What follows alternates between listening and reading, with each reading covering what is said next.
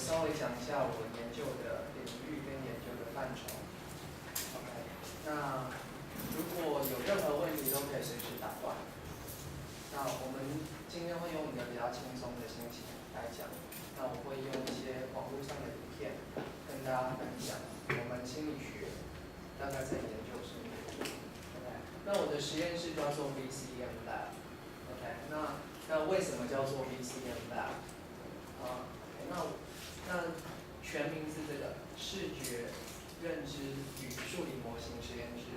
所以 VEC 分别指的是 Visual Cognition。M 指的是 modeling。OK， 那我们这边放了一个大脑的 logo， 然后这是我们实验室的 logo。那虽然我们没有真正去研究用那个比较高科技的技术，像是脑波啊，或者是大脑断层啊那种核磁共振的扫描，去直接去看大脑在干嘛。但是我们试图用一些行为的方法，或者一些是模型的方法，建构一些模型的方法，去推测大脑里面到底怎么运作的。OK， 那为什么叫做 VCM Lab？ 所以我们分别叫 Visual Cognition and Modeling Lab。那主要就是说分两个部分，一个是我们研究的议题。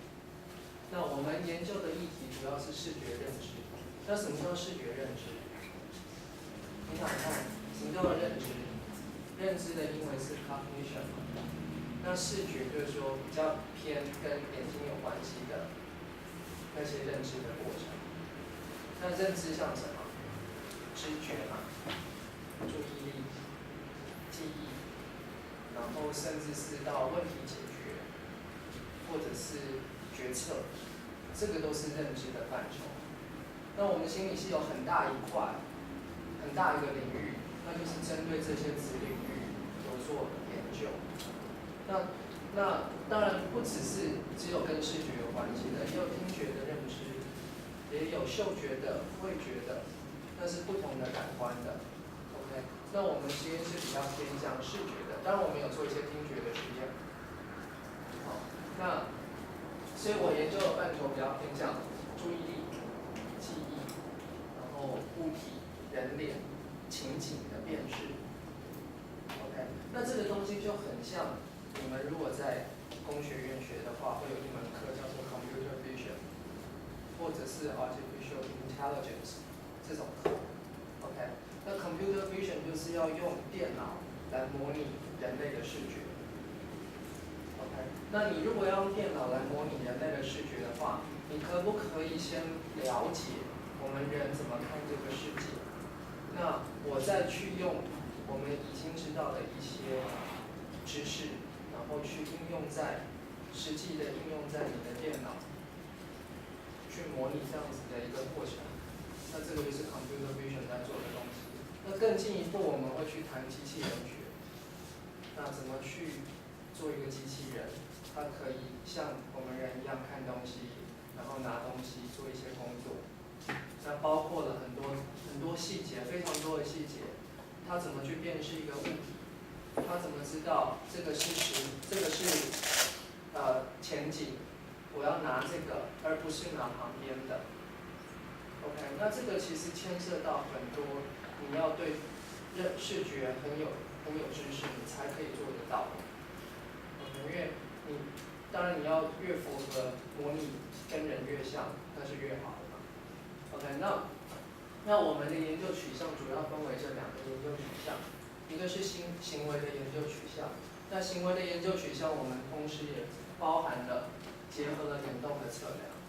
那另外一种取向是数理模型的取向。OK， 那行为的取向呢，我们主要是利用几种 paradigm。那我们等一下会一一介绍这些东西是什么。OK， 那我们有用到改变侦测的作业，或者是视觉搜寻的作业，或者是知觉负荷量的理论，然后来做一些研究，分别探讨上面的这些议题。那我等一下会稍微的去介绍这些 task， 然后告诉你这些 task 怎么回答这些问题。好，那我当然不期望就是说我们 lab 也是刚开始要跟工学做整合，所以我们当然也没有很很凸显的成果，说我们已经有一些整合的研究，但是你们可以从这边去想想看，原来心理学有这样子做，那我们要怎么直接跟工学做一些整合？这个也是需要大家一起发散性的思考，一起脑力激荡。好，那我们会配合着眼动的测量，然后同时记录。那我等一下也会介绍一下我们现在跟胡老师共有的一个实验室设备，这个眼动仪。那我数理模型的取向的话，我主要是利用信号侦测理论，或者是其他上面的一些东西。这些可能工学院的会比心理系的还熟啊，所以心理系可能对这些都不太了解。那我们会用这些方法去回答这些，去模拟这些行为。OK， 那建构出一个模型，告诉我们说，原来我们人是这样子做的。那甚至说我可以去预测他未来的行为会怎么样。好，那这就是我们数理模型的功用。好，那所以谈到我们实验室的范畴，我们在讲的是视觉认知，所以我们去从谈知觉到注意力，甚至到记忆到一个决策，我们到底人怎么做 ？OK， 所以当我看到这样子有一个杯子，那这个杯子呢会经过视网膜成像。那我想你们国中的时候都有学到，视网膜是倒立成像的。那视网膜上面有很多那个感光细胞，那它会接着很多的视觉神经。OK， 那我要把数位的讯号，我要把类比的讯号转成数位的讯号，因为神经是接受一语讯号。OK， 那我要把它转成神经的信号，它才可以往后面的地方去送。OK， 那当我网膜接收到了这些讯息之后，它会透过一个视神经传到大脑的最后面。我们大脑大概是长这个样子。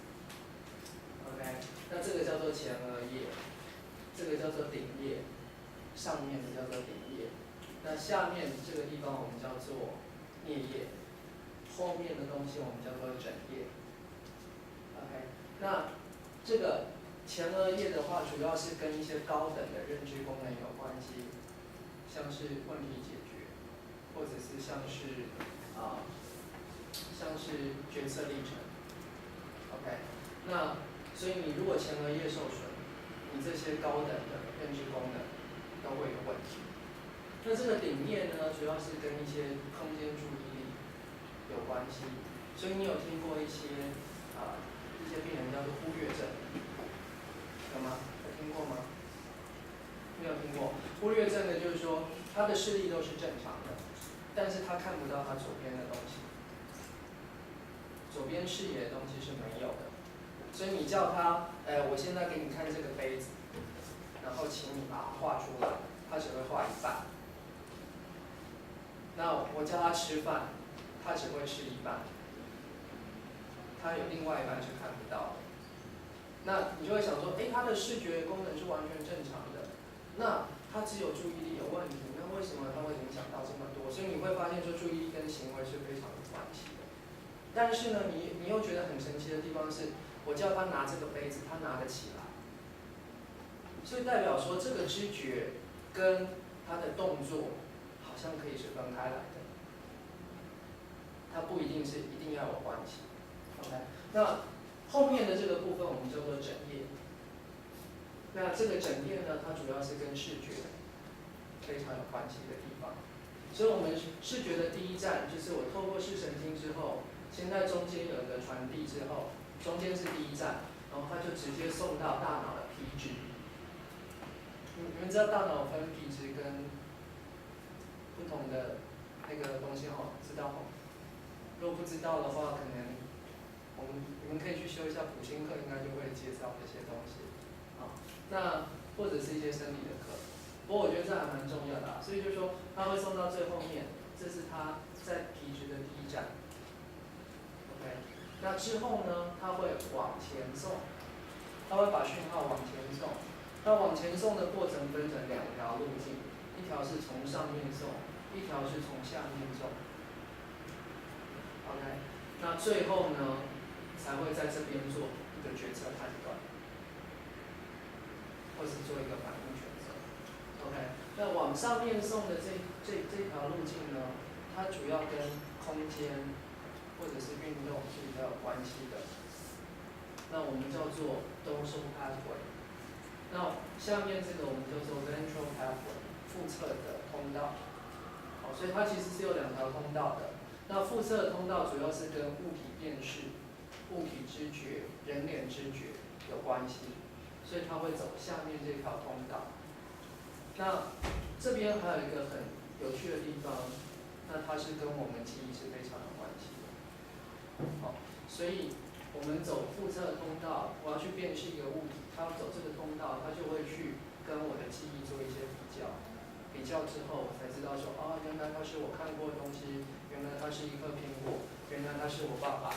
OK， 那这边其实牵涉到非常非常多的议题。如果你们有兴趣的话，我其实在这个 slide 后面还有放了一些 BBC 的影片，我已经有放在上面了。所以如果你们很有兴趣的话，我很希望你们可以就是我们这些投影片都会放在网络上。我很希望你们回去就把那个链接点开来，然后可以好好把它看一看。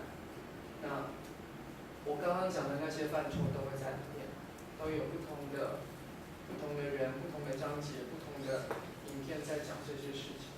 好，那我们只是对这样子一个过程做了一个很简单的介绍，所以我透过眼睛去看东西，那有注意到的东西，通常代表你眼睛有看到的地方。但是呢，这个东西其实可以是分开来的。例如我看这边，但是我的注意力放在这边，可以吧？你们应该可以做到这件事情。所以我们讲注意力是心眼 ，mind's eye。那我看这边，我注意力可以放在这边。那有时候注意力跟眼睛可能是同方向的，同个位置，但是有时候可以是分开的。好，所以我透过眼睛去攫取环境中情景中的每一个讯息，因为我一次看，你知道眼睛的构造就是我一次看的时候，只有中间是最清楚的，旁边是模糊的，所以中间那些东西才会被我登录进来，登录到大脑里面。那旁边的是它的讯息量是很少的。